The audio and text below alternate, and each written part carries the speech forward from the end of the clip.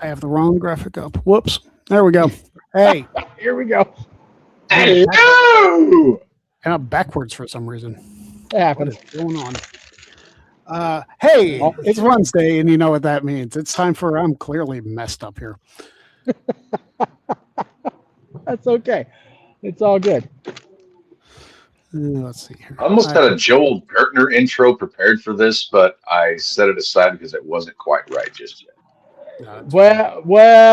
Well, Yeah. it is I, Oh, God. Never mind. the single, solitary, individual, extraordinary, the man who met her in Lawrence, Kansas.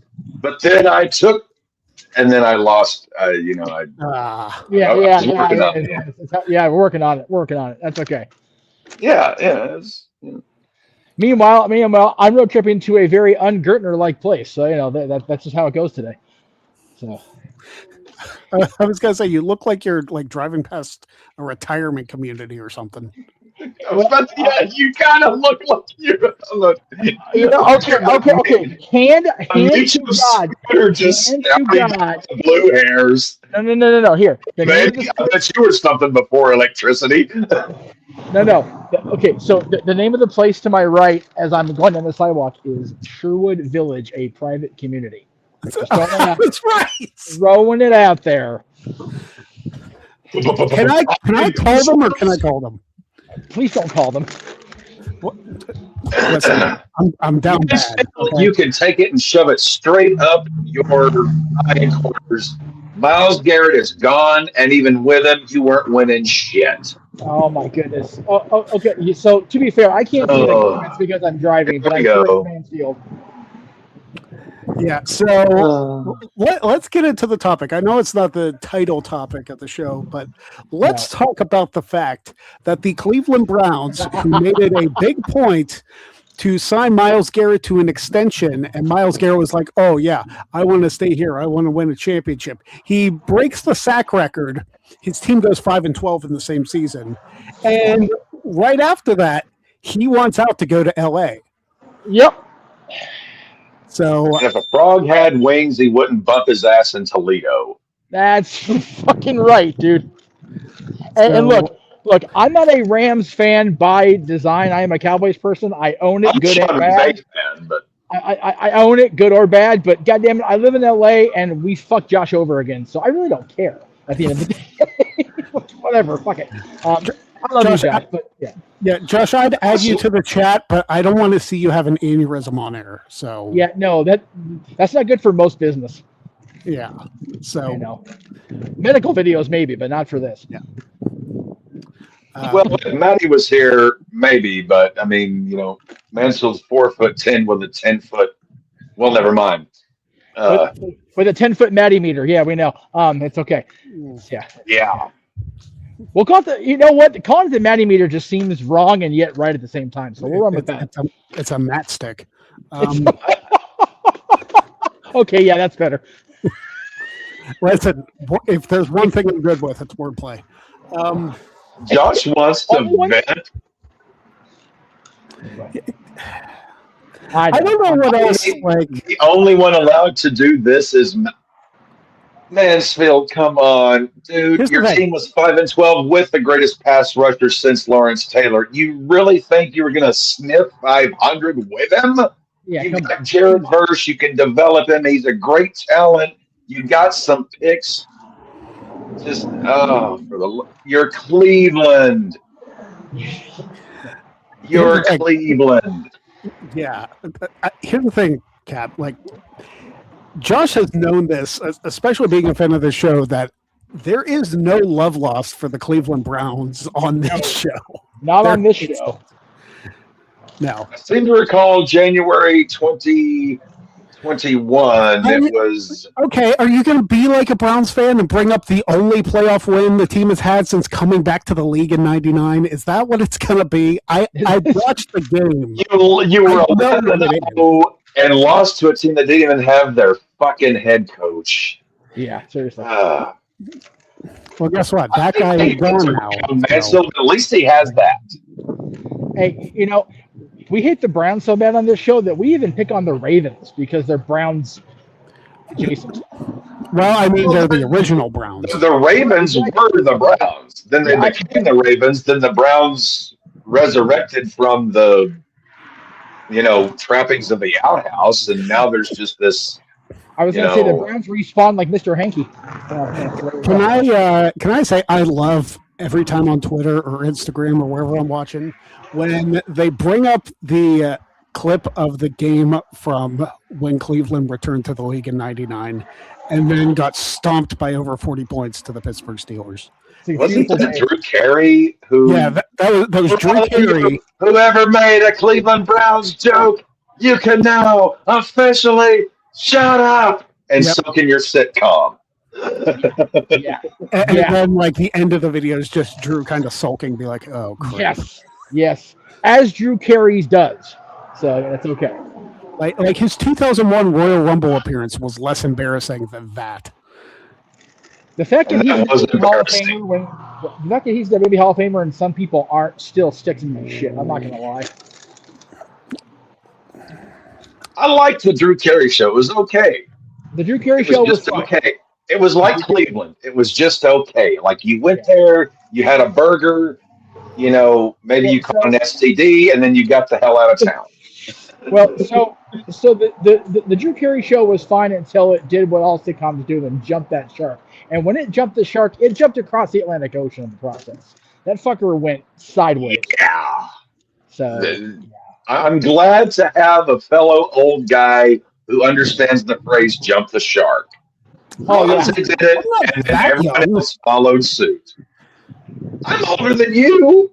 I know. You're not older than me, are you, Brandon? How old are you? How old are you, Cap? I am 39. Okay, I'm 39. Yeah, for a Springs age. Wait a minute. Did you look that bad? Oh, jeez. Jesus, dude. Wrong week for that. I mean, come on. This is like damn sexy for. Man still thinks I'm the ugliest SOB on the planet, but again, his taste. He's Cleveland. You can't trust his taste.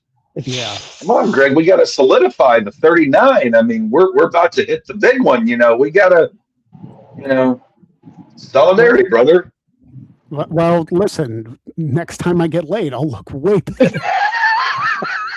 Whatever that is. Hey, you know what? I shaved off the old man beard today. I got it. I actually kind of dug the goatee. I'm not gonna lie. I saw that.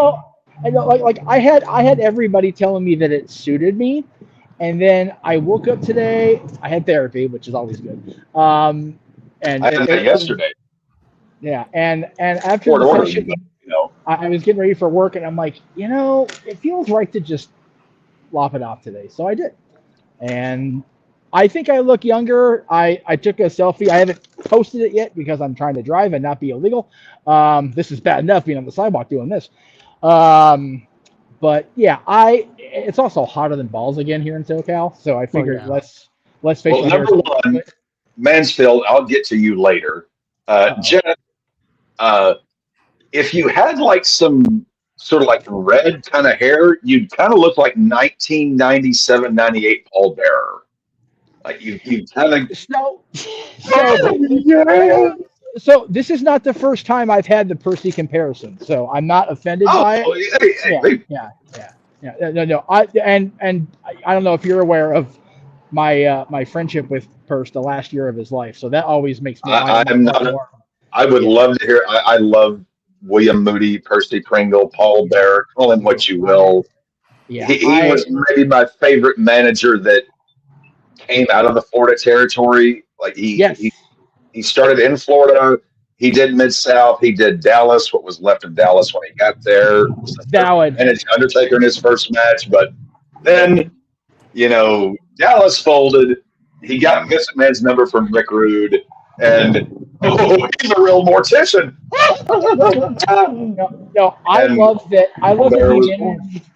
I love that he managed Rick in Dallas. Rick passed him on to Vince because Rick, came out of Dallas as well. Or actually, no, he came from Rick came out of Florida.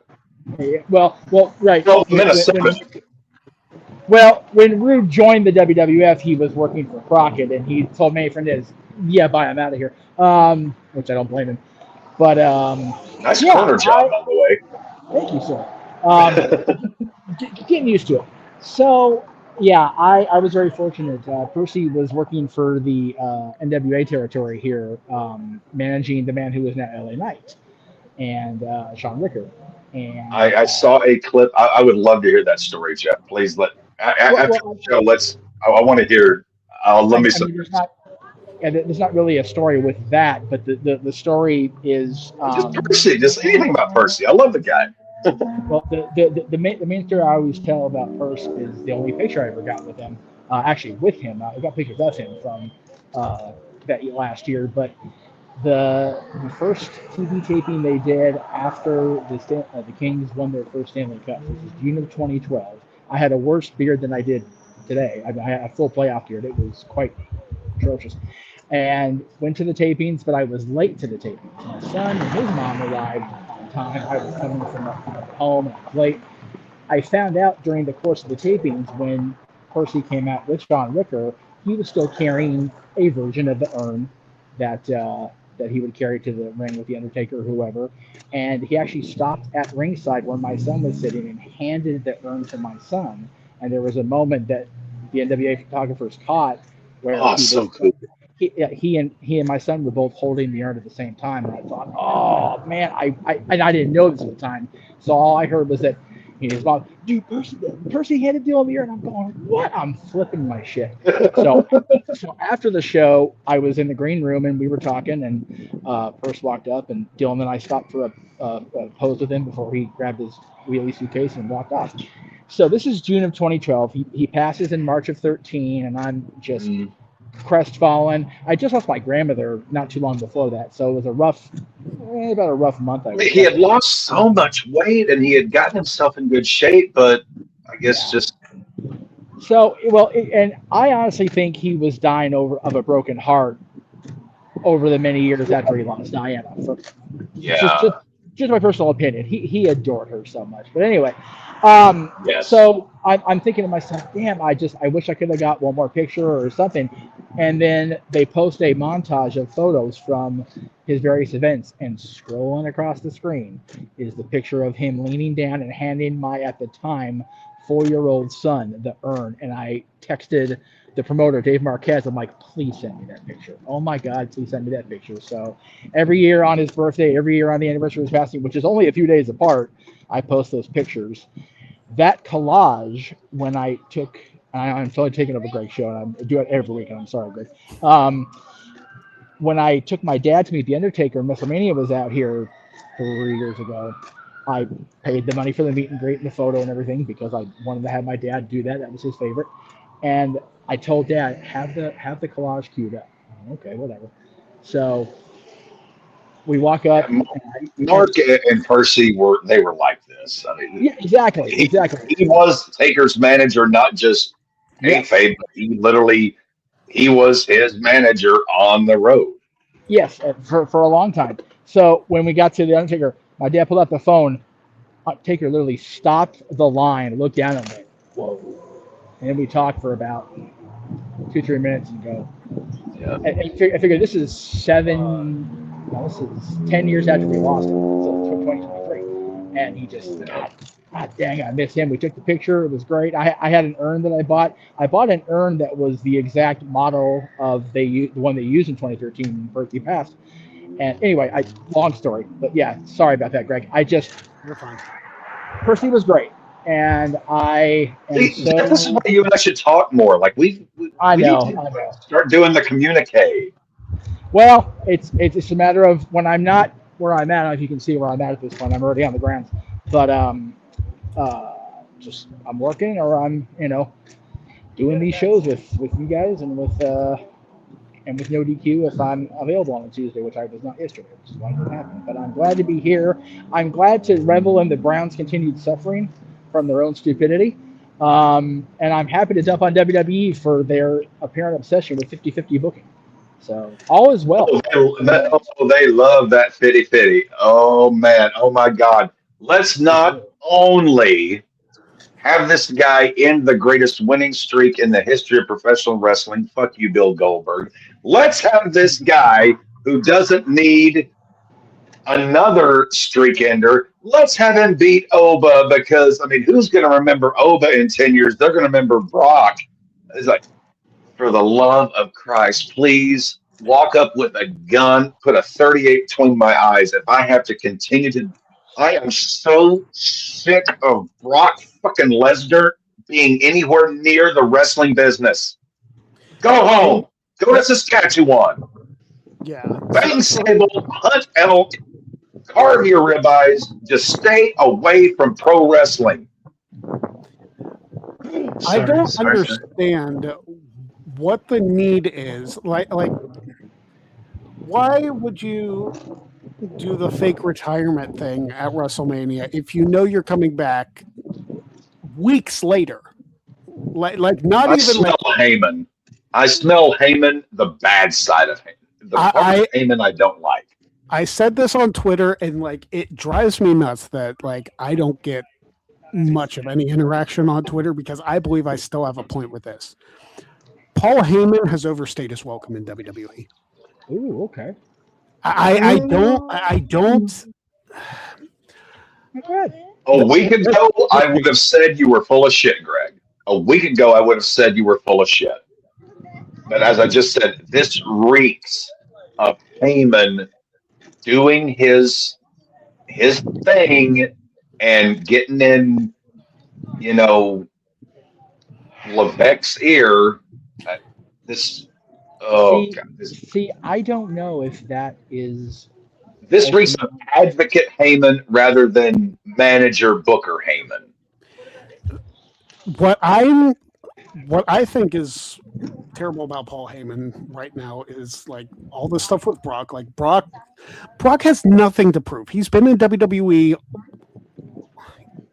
not the whole time, but like it's been an almost 25-year career. Yeah. Like obviously I didn't want him to begin with. I've never wanted him. That's what I'm trying to say. Like if Lesnar would have never returned in 2021, I think his career would have been just fine. Like his last match against Drew, yes, was in front of nobody, but had Cowboy Lesnar not returned, I would have been fine with that. Yeah, agreed. I searched my brain. I really have the last week or so trying to. I'm like Jeff. Like I go back to the territory days. Like I can remember old shit.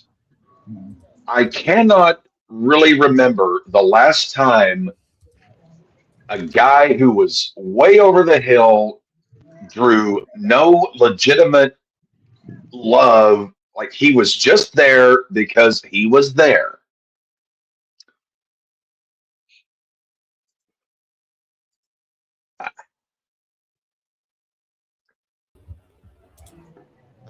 I'm back. Sorry about that. No, I cannot remember. Really, I mean, Jeff. I mean, you're older than I am. I mean, even going back to, has there ever been a guy who has overstayed his welcome so long? He works 2-3 times a year. No one worth their salt likes this guy. I'll be right back. I'm going to security. I'll be right back. Sorry. Right. You're good. He gets the pop because, oh, it's Brock Lesnar. Oh, well, it's the Easter Bunny. I don't. Go ahead. I'm going to get pissed if I keep going. Go ahead, Greg. No, and here's going back to the 50-50 booking. What good does it do anybody? Like if Lesnar is on his way out in a few months, why does he need to beat an up-and-comer? This is and WWE's 50-50 booking, like they just did with Braun and Seth. Like Seth just got a win over Braun. Nobody can get ahead. You wonder why like only certain people are popular. It's because you actually treat them like they're worth a damn. And Seth, as over as he's been, as many championships as he's won, is now kind of stuck in like that mid-card shuffle again.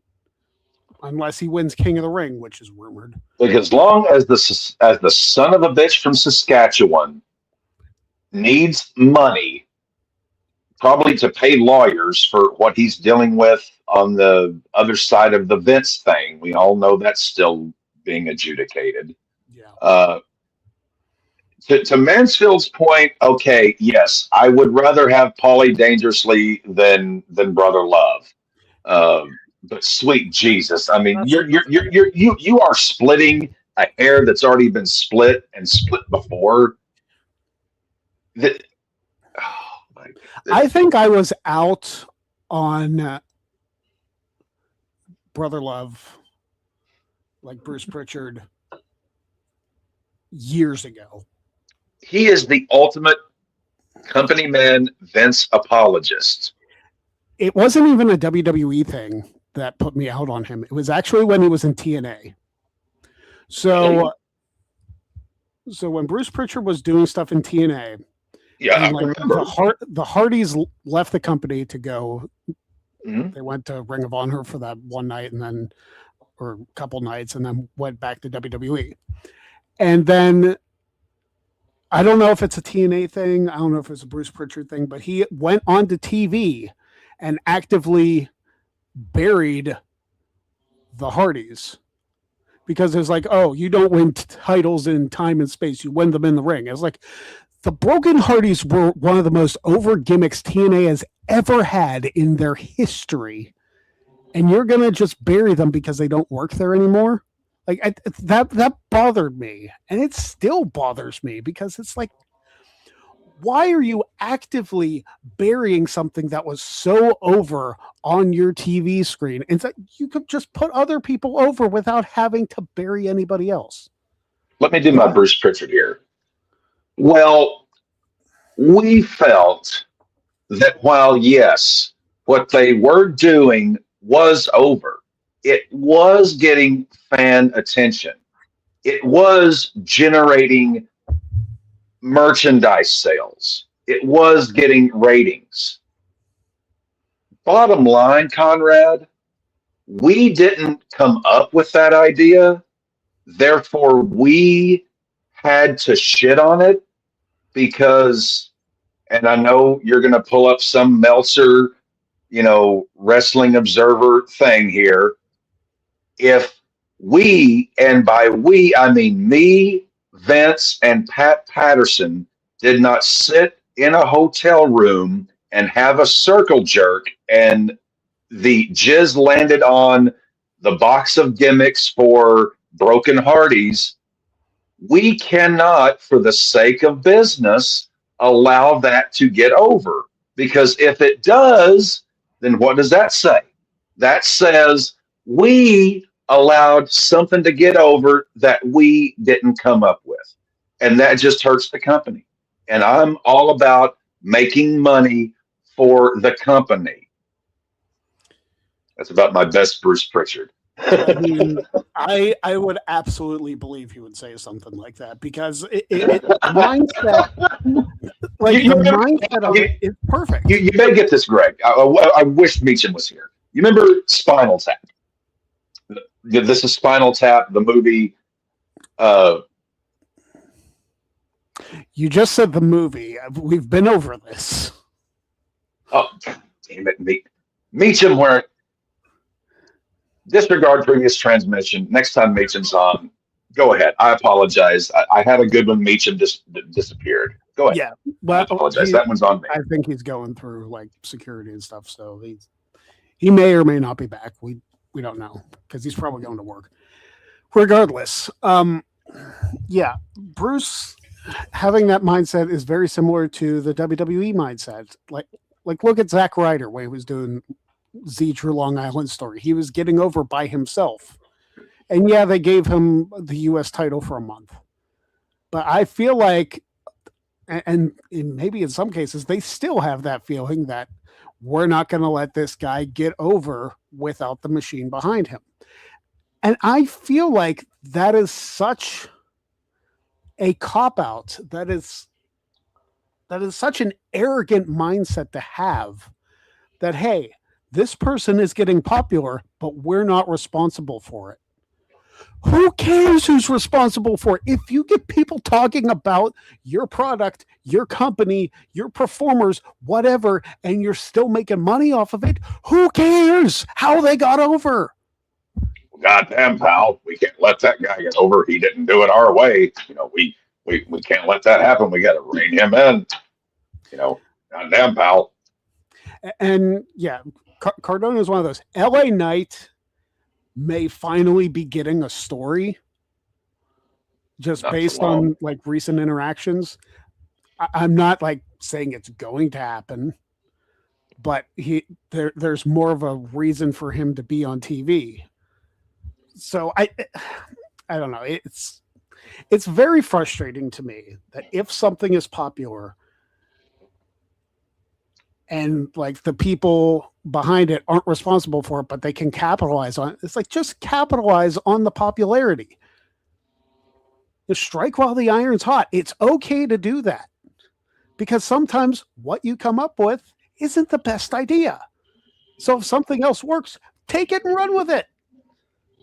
It's better to make $1 million off of your idea than $5 million on someone else's, because end of the day, Conrad, if it's their idea, you don't get to trademark it, and that's not best for business. I love you. Suck my fucking dick, you Houston fucking twat. God, I hate Bruce Pritchard. Sorry. No, listen, that impression is solid, by the way. What? Yeah, that impression is.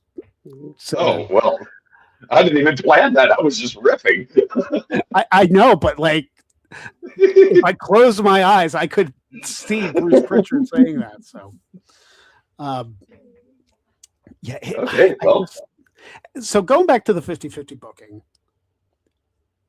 more things that just don't help anybody, because if everybody's even, who do you root for? Like, can you imagine if in the NFL, I know it's not possible now because they got 17 games, but like back when they had 16 games, can you imagine if every team went 8-8? Like what the hell would you do then?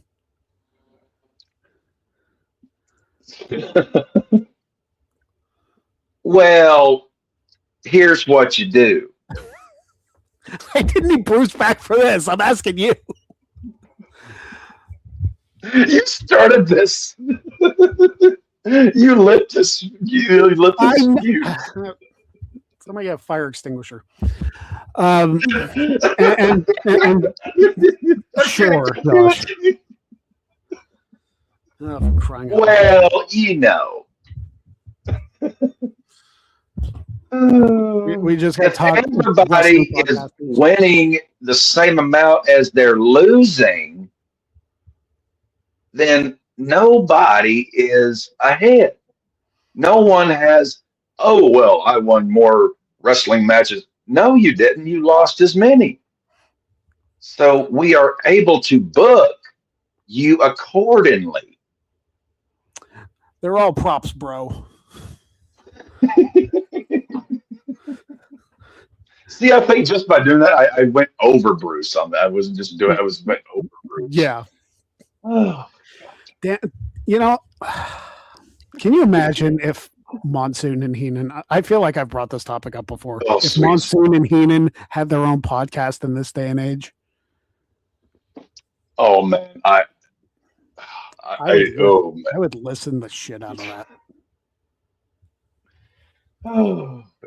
Well, the thing that makes, when you say that, and we were just talking about brother love, the idea that, let's just say Heenan never goes to WCW. Heenan stays with Vince. This is 1996, 1997. Heenan is, managing Jim Come Twatterschnott.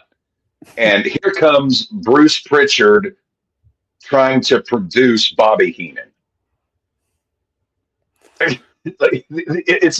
remember when Stephanie tried to fuck with Dusty Rhodes and he just hand to the face. Mm-hmm. That would be what Bobby Heenan should have done to Bruce in a spot like that.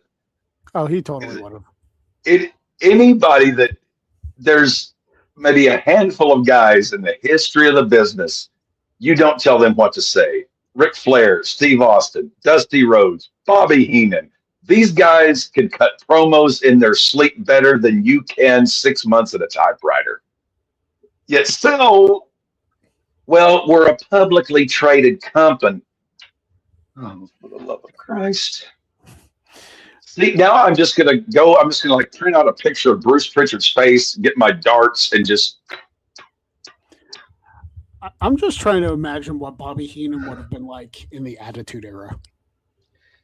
I think he would have excelled either on commentary as a manager. He would have killed whatever he did because he was Bobby Heenan. I mean, yeah, he was at WrestleMania 17, which was part of the Attitude Era, but that was a completely different. Well, that was the curtain call of the Attitude Era. Was WrestleMania 17. Yeah, the Battle Royal wasn't like Attitude Era coded. Yeah, I did have this war game theory with a friend of mine in Nashville. He and I have been friends for 34 years now. We're both huge wrestling fans. Yeah. And we broached this about 20 years ago. Like during the McMahon Austin thing, is like, okay, McMahon has thrown everything at Austin he can and, nothing takes. What would he do? Well, he would go back to, the monster to take out Stone Cold. Who would that monster be? Who was a free agent at that time? Sid Vicious. And who would be managing Sid Vicious? Bobby Heenan. Because you don't want a mic in front of Sid Udy's mouth 50% of the time. Yeah. It's going to work. The other half is not. But if you put Sid Vicious with a new repackaged Bobby Heenan, and you've got, Vicious 1998, 1999 against that era of Austin. He defeated Kane. He defeated Undertaker. He defeated Mick Foley. Vince, he injected his NWO poison like 3 years later. But if he brought back Sid Vicious, who was a free agent at the time, put him with Heenan, who could have sparred with Austin on the mic. Money, money, money. That would have been something. Yeah. If here's the thing with Sid, Austin and Vicious would have been awesome. Would have been great, I think. Yeah, and you're right, because like half the time you didn't want Sid by microphone. Some other times, like, we can cut some pretty good promos. It's just you gotta pick and choose what the Sid promos you want to do, because you don't want the "we're live, pal" or the "and I have half the brain that you do." So, or I don't know shit, crybaby. I want to hear like further on this, if you would have like Heenan in the Attitude Era. That was kind of an idea I had for him. This is like 20 years ago. What would you think Heenan in the Attitude Era? Where would you have? You're booking WWE, or you're a fan. Like, what do you want to see Heenan do at that point? Because he would have killed whatever. I just want to hear what you would have him doing. Well, he wouldn't have fit into DX. Like I feel like that was that's very. Heenan might have been solid with the corporation, honestly. I know Vince like basically took that, but like Heenan with the corporation, like selling out to the corporation, it seems very in character for him to do. Also, like Ted DiBiase had the $1 million corporation. Yeah, I could have seen because DiBiase, he got released from his WCW contract early '98, so I could have seen him bring in DiBiase. I mean, DiBiase was a hell of a hand on the stick at that point. Mm-hmm. I'll give you one. a guy who great in the ring, shit on the mic, but when he turned heel, Heenan would have been the guy. Triple H. Heenan as the mouthpiece for Triple H, because his promos were the drizzling shits. As the DX kind of okay, it was fun, it was quirky, but when he turned heel, it was like, dude, come on, come on. Yeah, they didn't start giving him anything till the I Am the Game, JR. But you could have put Heenan with Triple H. And then maybe he wouldn't have done the Shane Douglas cosplay. Who knows? Heenan with Shamrock. Shamrock couldn't talk his way out of a paper bag. Heenan, with a new Heenan family of Triple H, Shamrock, Big Show, Test, maybe. I'm spitballing here, but a new Heenan family. I'll just take over the union. Test Shamrock. Two of the members. Well, okay, three of the that was such a shitty. They were just trying anything in '99. Like they were just. Well, they could do no wrong. I mean, they were getting 7-8 point ratings on Patterson and Briscoe having bra and panty matches. I mean, they were getting ratings there regardless because they had built the bit. Jim Cornette said the reason 98 worked is because 97 built to the year that was the big blow off, and then 99 they could do no wrong. WCW was doing so bad, like 96, 97 they did great. 98 was kind of lousy, but it was just good enough to carry them in. And then 99 was so horrible that like the last half.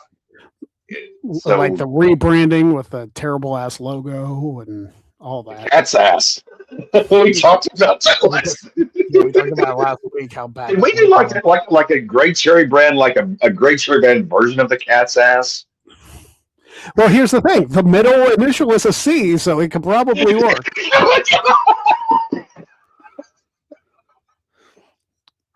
I am not the. I'm not the expert graphic. Yeah, I'm not the expert graphic designer, even though I have a whole line of shirts.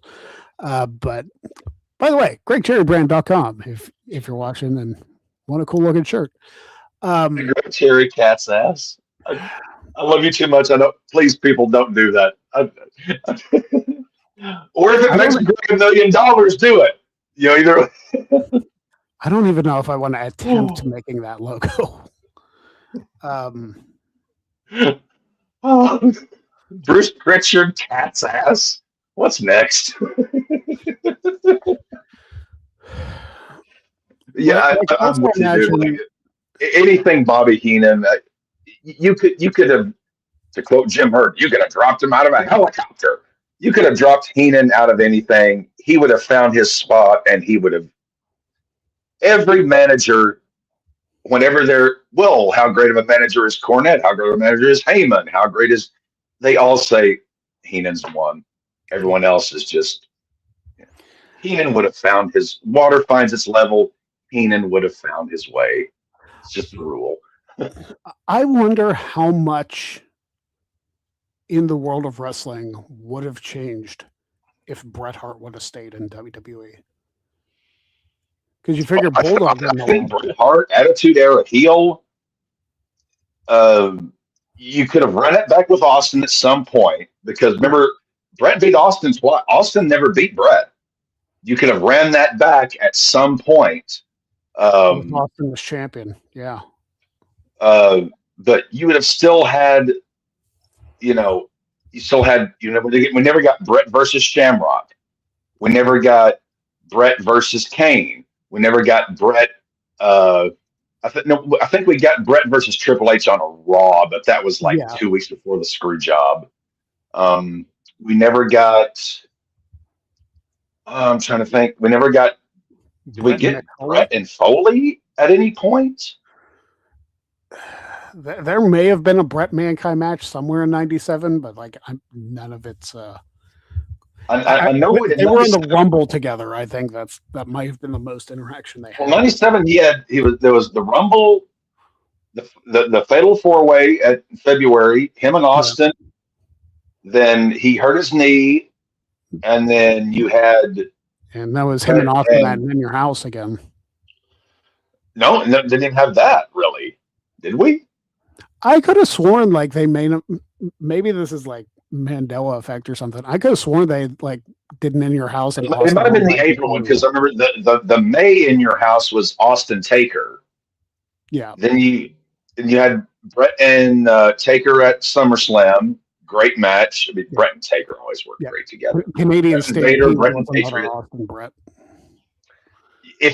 To anyone out there watching this, if you want to know how the fuck to book an 8-10 man tag match, Canadian Stampede, July 1997. That if you're gonna do it, Tony Khan, I'm talking to you. I saw what you did, and you did a shitty job of it. That's how you book a 10-man tag. Then we had him and Vader, him and Patriot and Shawn, and that was it. And trying to think, you could have ran back him and Owen, because I mean, God knows that would have always been a great match. Imagine they ran back Brett and Owen with Brett as the heel and Owen as the face. WrestleMania 14. You could have had Austin Michaels, Taker Kane, Brett Owen 2 or Brett Owen 3, but the role is reversed. You had WrestleMania 10 in 94, SummerSlam 94, then run it back. Greg, I knew you. I can tell that we are gonna be friends. Those scenarios are kind of fun to imagine, and like I feel like if Brett would have stayed, the Over the Edge incident wouldn't have happened, because Brett would have talked him out. No, Brett. Well, number one, if Russo would have even suggested that shit, Brett would have punched his lights out.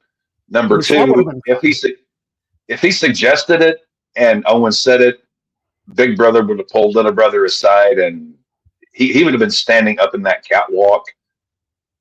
He would have tackled Owen to the ground to keep him out of that harness. Davey wouldn't have jumped ship. I mean, now granted, he wouldn't have gotten hurt and addicted to painkillers.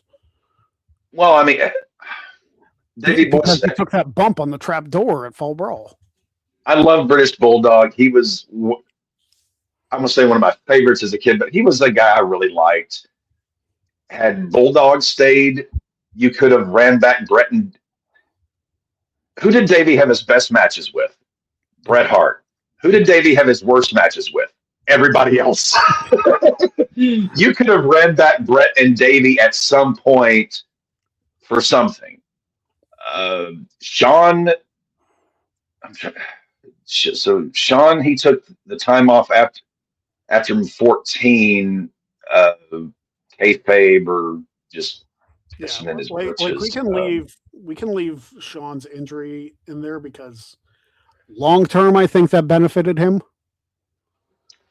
We never got the actual. I mean, we had, for those of you tape traders back in the 90s, you know who you're talking about. The first ever ladder match on cassette was Brett and Shawn from a TV.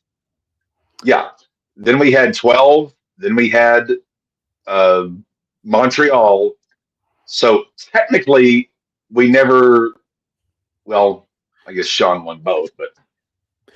Well, yeah, and Shawn also won. There was a. I don't know if you remember the tape Invasion of the Body Slammers. Brett and Shawn had an Intercontinental title match. Brett got counted out. I never saw that one. It was actually a good one. Like, that was a good tape that I've rewatched a number of times. If we would have gotten the sober Shawn we got in, was it 03, 04 whenever Shawn came back in 02. And and he was a decent human being. Brett never goes to WCW, never misses the kick. And we get like a Brett and Shawn, like a Taker Shawn, like what we got at 25, like a Brett and Shawn at a WrestleMania, like the last ride of the, fuck you, Goldberg. And well, see, that's what pissed me off about the whole Montreal thing. Very rarely will I stand up and defend Vince McMahon. I have to defend Vince there because Brett was being such a shit ass. Like, he was taking himself way too seriously. Yeah. Vince did what any sane, rational promoter would. I would have done the exact same thing. Yeah, he doesn't want the WWF title showing up on Nitro. It's like, dude, you won't drop it to him here. You won't drop it to him there. You will drop it to him there, but you won't drop it. It's like, and Brett, who grew up in that, I would have done the exact same thing Vince did. Maybe not piece by piece, but I would have gotten the belt off of him whether he liked it or not. Had that never happened, you would have still had, that was 98, 99, 2000. I think you still would have had a good 3 to 5, maybe 3 to 6 years roughly, depending. I mean, you get older, injuries happen, they take longer to heal, but I'm thinking you get 3 to 6 more years of Bret Hart at peak Hart. Yeah. And he can still put over newer guys. We could have gotten, say Bret Hart sticks around to 2003, Bret Hart, Randy Orton. Bret Hart, Kurt Angle. Greg, oh man, I didn't take my Blue Chew today, but I never thought of it. Oh man. Oh, thank God I'm wearing loose pants. Bret, oh man. Bret Hart, Kurt Angle, Owen Hart, Kurt Angle. Oh, I didn't even think about Owen and oh man. You could have literally formed a new Hart Foundation. Bret, Owen, Kurt, and Benoit.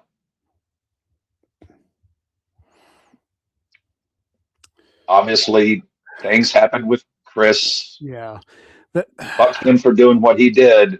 I'm retro booking here. I'm thinking Hart Foundation 2.0 or 3.0, I guess. I don't know if there's a scenario where Benoit would have been able to been saved. And this is such a controversial thing, especially when talking about Eddie Guerrero and how he passed. Yes, it was just tragedy because he had gotten clean himself for like a number of years. Yeah, Guerrero was off the sauce. Yeah. Well, Guerrero was off the bad sauce, if that's even a. Yeah, when he came back in 2002, he was good, and like he stayed that way until he was off the nose sauce. But when Eddie passed, like that instituted the drug policy in WWE, which was long overdue. It was long overdue. So, like, if that was a thing where, like, if Eddie never passed, would that have been instituted? Bret and Eddie. Oh man. Oh, Bret and Eddie. That would have been. It would have came. Inevitabilities define themselves, as my dad would say. If it's going to happen, it's going to happen. It's just a matter of when. Mm-hmm. It would have come around. I think with Eddie, please, God forgive me for saying this. I think Eddie was going to go when Eddie went because of the damage he had done to himself with the roids, whatever. Like Eddie was not unintentional. It was just his body gave out after. Benoit was. I feel like Benoit was kind of a lost cause. Like I don't even know when Eddie went. He hadn't ended up doing the same thing. It would just been maybe a year. He was. Yeah, he cannot take that many kind of, Yeah. He wouldn't have been distraught over losing Eddie. Mr. Kennedy probably would have been world heavyweight champion. Not a bad idea, in my opinion. No.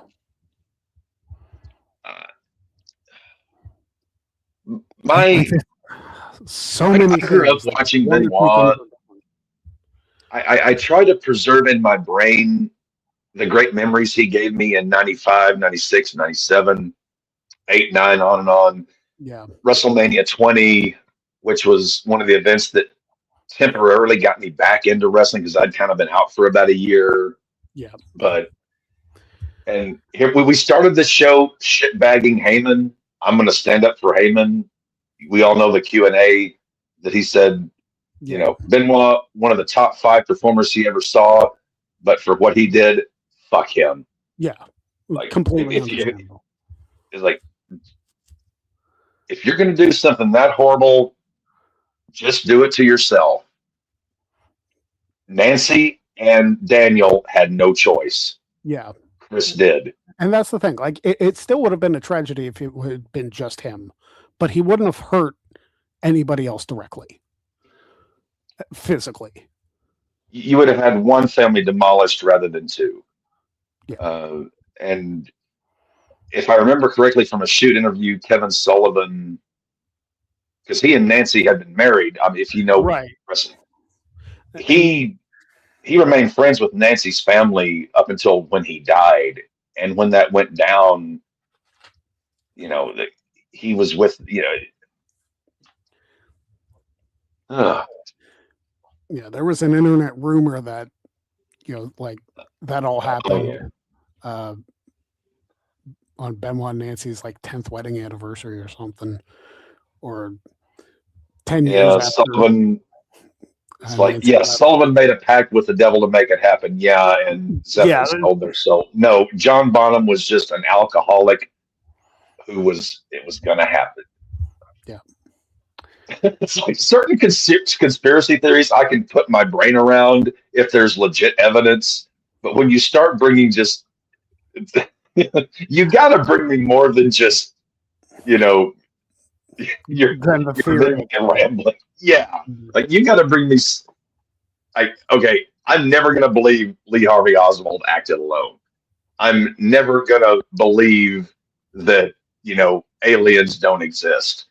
But you know what? I'm not gonna buy Kevin Sullivan as a homicidal maniac. I'm just not. Forget the Florida Territory promos when he was the devil, and you know, Dusty Rhodes, whenever on his booking sheets always called him Dave.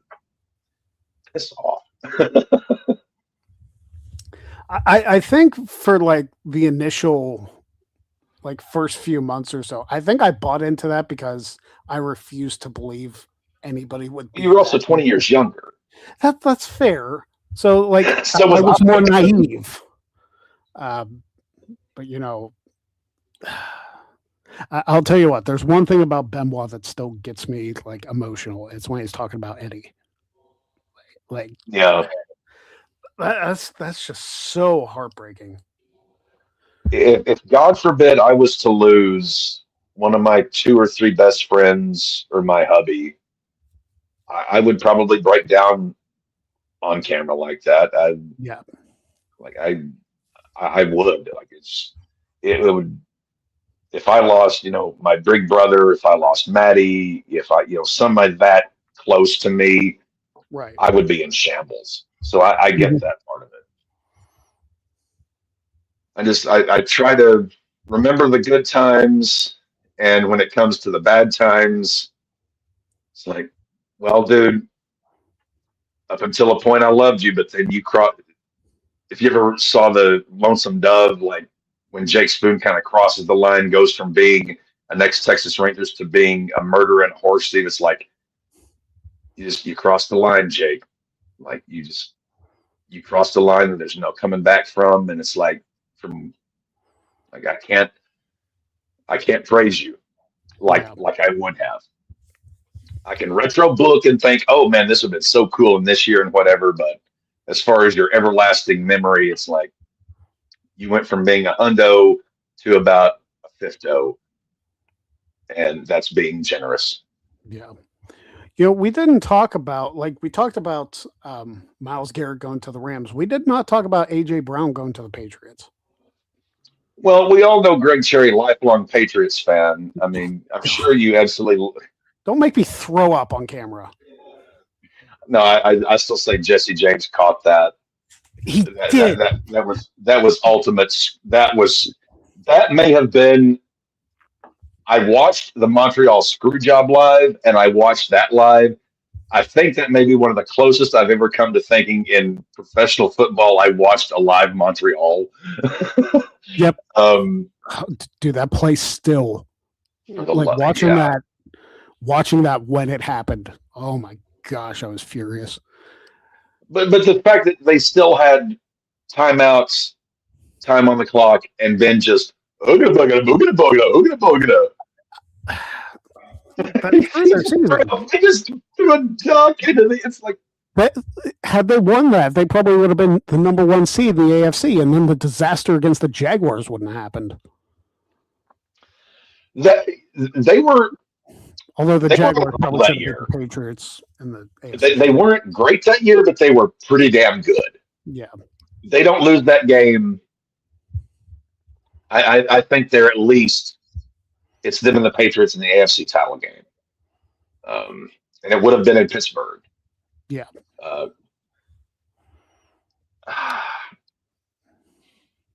As far as A.J. Brown and the Patriots, I think I love it on paper, but the Vrabel Sini thing, it ain't over yet. I think the Super Bowl hangover combined with Vrabel Sini, and you literally know, I can see, talking about this, I can see an Antonio Brown, AJ, I can see this thing, and we're like 2-3 weeks into the season, he's gotten 10 targets, and he just goes diva mode.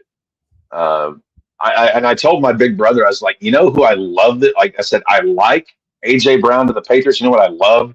This frees up Mekhi Lemon to become a stud. I cannot believe that guy fell as far as he did in the draft. Howie Roseman's a genius. I think Mekhi Lemon could be an absolute stud from Pittsburgh. Yeah, Mekhi Lemon as the number 2. You get Devontae on the other side, who's going to get the attention of the number 1 cornerback. You remember we were just talking, that was it 2017. Antonio Brown had a pretty good year. Yeah. Juju Smith-Schuster had a better year because everyone was focused on AB. Juju just randomly got 1,400 yards and 12 tutties or something that year. Yeah. I know he was on my fantasy team that year. I think Mekhi Lemon, if Nick Sirianni doesn't fuck this up, which that guy at this point, I think he could fuck up an iron anvil. Mekhi Lemon could have like a Juju, type campaign.